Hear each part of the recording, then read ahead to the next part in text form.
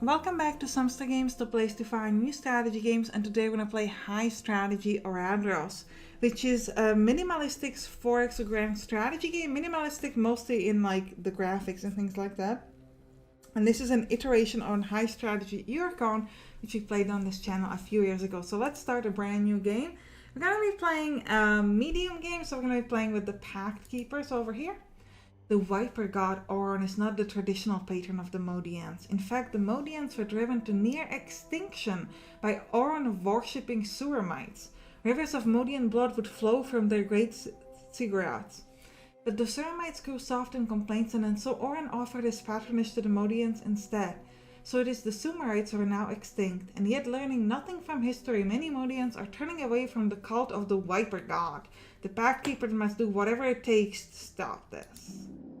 So our goal is to take over the 16-pointed star cities. So we are the blue guys over here.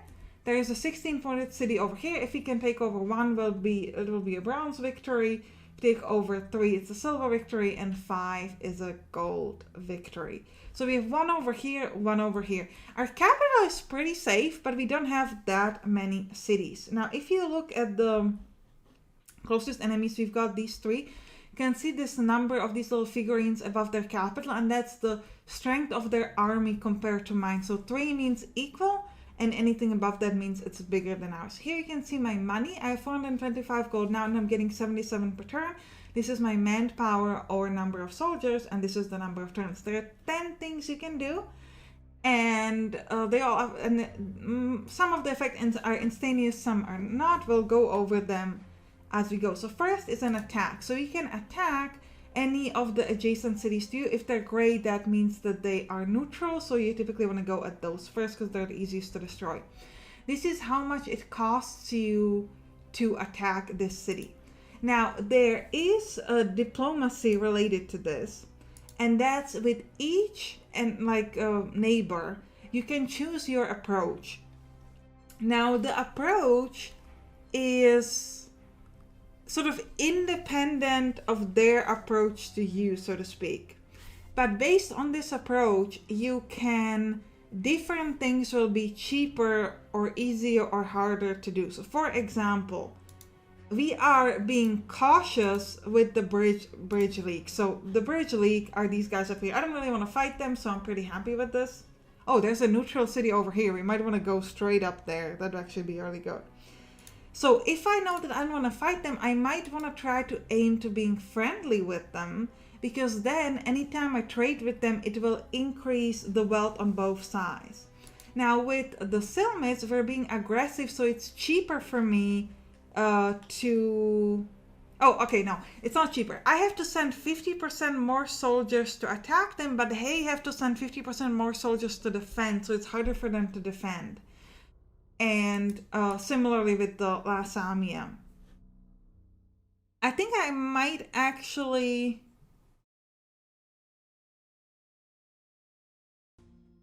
Oh, well, defensive just lowers the penalties. Actually, I might go defensive against the Lasamia people. We're going to start by going up. Not up and down, and towards the neutral cities, not towards them. So we're going to be defensive against them. So if you attack, you basically spend all of this manpower, and then whoever you're attacking against has a chance to defend. So defending costs the manpower, and basically you need to have enough people to defend. Otherwise, you just lose the city. Trade. So if you click over here, you can see we can trade, and you can see how much money we'll make. So we'll trade with the Lasamia people, and we'll make 240 gold. So I just got that. They fortified this city. So what 45 does, it actually basically makes it harder for the enemy to attack. They have to spend 30% more soldiers, and it lasts typically for 10 turns. So you have to pay like 300 gold, and then it lasts for 10 turns. Now, for example, for us, it might be interesting to fortify this place, because if we know that, or we are worried from them attacking us, these guys can only attack from one spot. That would be a good idea. Against the Lasamia people, it's not really worth it, because we don't know which of these 2 cities they're attacking, and it's really expensive to fortify it, so we're probably just going to leave it. Next, we have spying. Spying is really, really interesting, because you can spy on a city, and if you have certain secrets, if you succeed in spying, When you attack it, it takes, there is a 10, 20, and 30% chance to break through a defend attempt. So it will basically make it easier to try to capture a city with the attack, make it easier to attack. You can also have a chance to capture the city without attacking at all, if I remember correctly. So you can use the spy. So for example, if you were to, but you can only spy, you cannot spy against the neutral, which is unfortunate because we would really want to spy there. Next is conscript. So what conscript does, it actually allows you to get more people. This is what we need, because we want to go here, we need to have a lot of people. So I'm going to conscript my capital. So I have gotten some additional army. So we could, at this point, we could try to take over one of these, but we would be very weak to attack from anybody. But I might do it. We'll talk about it later. Next up, we have support. So all of these are basically administrative actions. And if you do a support, any administrative actions in cities adjacent to this are easier. So we could, for example, support this, and it would make any actions in these three easier. This place, it basically allows you to kick out a sect that you're not comfortable with. You might be asking, what is that? Well, this is one of the main differences about High Strategy Oradros, is that you have sects in your people. So these are all the sects I have in my city. And what you can do is you can promote a certain sect and suppress it, which means that they will be happier, basically. So here you can see the first number is the population by sect, and the second number is its happiness. So we have pretty happy people up here, so we don't really need to do any rituals. But if we had like a low happiness with a lot of people, we might want to like suppress a certain sect. So let me actually show you. Let's promote these mind bondage people. And we're going to suppress these sacred torpors. And basically we're going to lower the happiness of the sacred torpors by 10 and increase the happiness of this mind bondage sect by 5. So now it's up to 74. And when you're displacing, you're basically kicking out the lowest, the unhappy sects. Now, if they leave your realm, you actually gain money from this. And it doesn't have to be a bad thing, because then your average happiness goes up, and average happiness is good for you for a variety of different things, like how often you can trade, for example. Appease is just increases general happiness in a city. Assert increases your control while lowering happiness, and development increases the population. So for example, let's click develop. So here, in the number in the parentheses is current room to grow. Now this is a little bit, yeah, so it's the current room to grow. So if you click on develop, you can see that if it's a positive number, these cities can still grow. So for example, I could try to increase development of, let's say, this city. Cost me 236 money. Now, if you click on this city, you can here see like the number of like people that we have and the output that each of these will cost. Once this bar gets filled, I will gain another like one population segment basically, and it will get a random sect, and well, it's not completely random. The ancestor will be picked at random and sect will be picked independently. And then it will give me a different output here. So we can see that, for example, this city has 7 wealth output and it has 21 soldiers output. Now this city is already growing, so I don't really need to increase its development level, because it will get more people as soon as this gets filled up. What the development does is it basically increases the population limit. But it does seem like we have not fulfilled the limit here, because this is already growing.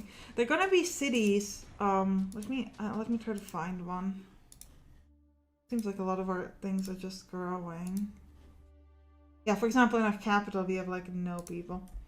That's not good. Yeah, we actually seem to have growth in almost every city. In my test game, I played a different one, and basically there wouldn't be this bar here, because basically there wasn't enough development to try to make this grow.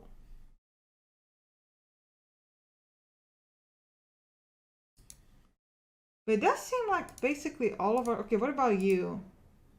No? Seems like they're all growing.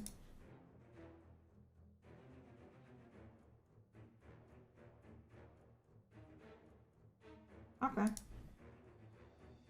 and then we can pass. Now here, there's some additional things which we'll go over in the moment. Now I think right now I'm gonna conscript one more time. We're gonna try to get it from here. And then I think we're gonna start by attacking. So we're gonna attack this little city. I'd really love to attack there, but I don't think we can afford to wait. We need to go for something small. So let's attack. I don't want to threaten them. Because if we go against these guys, they might really freak out because we'll be really close. So we're just gonna try to go over here. We'll see if we can succeed. Okay, so we captured this city. So, ooh, this is actually really interesting because this is already giving us, well, it doesn't give that much to us, but you can see that it's already giving us stuff. Now, the reason why it doesn't give us much is because there's low happiness. So we can see that we have this drowned King Alashin Winters, and they're not very happy. So one thing we might want to do is we might want to try to appease them for 8 turns. It would cost me a bunch of money, but I think it will increase the output. So let's attempt to do that. Now you can see that now it turned from +3 to +4. So that's actually really good already. And we might want to try to do something to basically make these sects happy. Oh, okay, wait, what sect was it? I didn't check the sect. Okay, let me check it one more time.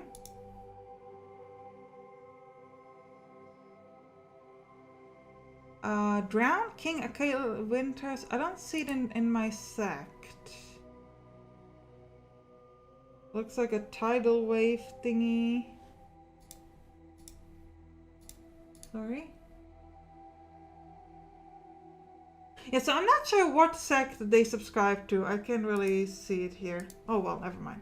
Now, this is the military that we have. So basically our army composition. So we currently have, so it says like we have hoplites, there are greater tyrants, and horned cavalry. There's actually a better way. Yeah, here you can see it. So here you can see we mostly have these greater tyrants, and we have some in the hoplites. You can adjust this, so you can say basically I want to have more of certain types. Now these are good at specific terrains. So for example, it actually looks like, yeah, if I were, for example, to increase the, so this is the current setup. So let me actually remove this. So right now we're best at fighting in the jungle or plains or swamps. If you have to fight in an acropolis, we're gonna basically get destroyed. So when you're attacking, so maybe that's one of the reasons. Let's actually check this. Why do we need so much manpower? Because this is in a mountain, and if you look at our disposition, we're actually pretty bad at mountain. So if I were to try to, let's say, move more of my army to become the hoplites, we'd actually be better at fighting in the mountains. But you can see we get incredibly terrible with swamps. So that's one of the reasons why we actually need so many people to go up here, as opposed to, I don't know what this was. Yeah, this was a jungle, so this was great for us. So that's why it's important to know like what kind of terrain type you have. And here, oh, here we can see ancestries and sects. So most of our ancestry is Modian, but we're now getting Akkalian because we attacked that city, and that sort of neutral city, and now we got them. So now they are, they're basically part of our world. There is significant minority, so it's not terrible. But yeah, oh, and they're of the Drowned King, so their sect rituals are the induced visions, the blood sacrifice, and the inscription of power. So we would want to upgrade one of these, and that would make them happier. Okay. All right, so what do we want to do next? We have quite a lot of money, so we could try to spy. So if we want to try to spy, for example, against this city, we have a 50% chance of succeeding here, so we would want to try here. So spy failed. Okay. Okay, and they traded with us, so we made quite a bit of money. So let's see. Actually, I think how are we doing with development? We're actually still growing here, so we don't super need the development.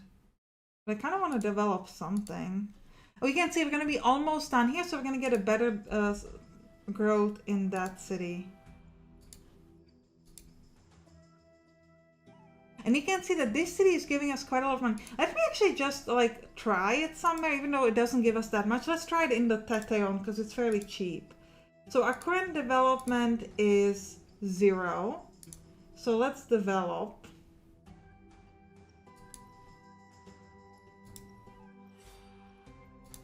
And now basically our development money. The output is still kind of the same, but hopefully it's going to give us a little bit more output later on. Right. Now, what else could we do? So we have a lot of money, so we probably want to spend more time like spying and things like that, because that's pretty cheap. Let's try this city again. We get 80% chance. Now we keep failing our spying. Oh, now you can see population growth. So now we've gotten extra people here, and now obviously this is making me 14 for the manpower, which is very, very nice. So we're growing quite nicely. I would love to attack. We could potentially attack this city. Looks like we should be able to do this. Yes, so we got another town. And again, it's paying us pretty well. I might try to appease it again, because I just think it's worth, because it's giving me that much. It's giving me +3 every turn, which I guess it's not that much. Okay, so now we were being attacked by the last family, so we have to defend. Now, thankfully, we have enough. Oh, we don't have enough manpower, so actually we're gonna lose this city. So this is why it's important to keep some of your manpower going. So there's nothing I can do. So I can just, basically, I'm just gonna conscript, so I can get more people for next turn. So they took over my city, but we can see that they don't have many soldiers left compared to what we've got. So I think I might actually, we can attack that city, but we could attack here. So let's give that a shot. So they're defending, but they successfully defended. Oh no, and we're being attacked from everywhere. So I'm gonna defend down here. We succeeded, but we need to conscript a lot more people. We're in trouble. Because if we get attacked again, we're going to be in a world of trouble. So, and we lost this city. And this city has a lot of people. So this city has a really, really good output. So that's a bad city to lose. Now, could we try to spy? Let's try to spy on some of these guys. Okay, we need to defend. Yeah, that's why I was like, I can't afford to... Let's try to keep spying. It's kind of cheap. How do we keep losing all these spy stuff? Okay, so this means we got one secret. So if we were to attack, we have a better chance to winning with this secret compared to without it. So let's give it a shot. They still defended, unfortunately. Okay. I'm gonna keep spying though, because I've got the money for it. Okay, 2 secrets. Let's try to see if we can get 3 secrets, because if you succeed, you have a chance. Now, this costs a lot of money, but we have a 50% chance of taking over the city without paying any of our people. So we failed, but it's still kind of interesting. But alternatively, we can attack, and we get a +30% chance to win this attack. Ooh, okay, so we failed. Okay, and now we need to defend. But I'm still glad that we spent the time, because we would have, so see, we got a population loss here because yeah, but we can still try the spying, but it's gonna cost 50% chance. Well, I can't do normal attacks, so well, let's conscript first. Let's do it. It's just 340 people. They keep defending it. Alright, okay, I'll do an attack. 50% chance. Come on. No! Sparkle. Now we're out of money and out of people. This is tough. This is tough. Let's do one more. Yes! Attacker broke through, so we made it. Now, there was a big loss of population, so we only have 1 as opposed to what we had like 6. But we got it. Now, I'd love to fortify this and make it really hard for them to attack this city. Alright, can we defend? We can't. So we're gonna lose our beautiful city here. That's unfortunate. But you can see how tough it is to like constantly keep enough people. I keep conscripting my city. Thankfully it keeps growing, so we're kind of fine with it. And we lost this city, and this city was really, really good. But I can defend up here at least. We lost giant beast damage development. No, and we lost some people, so that's kind of sad. But I actually think that this is a good time to end the episode. Hope you enjoyed it. If you did, write down in the comments, and you can click on the right to watch some other games that we play on this channel. See you there. Bye bye.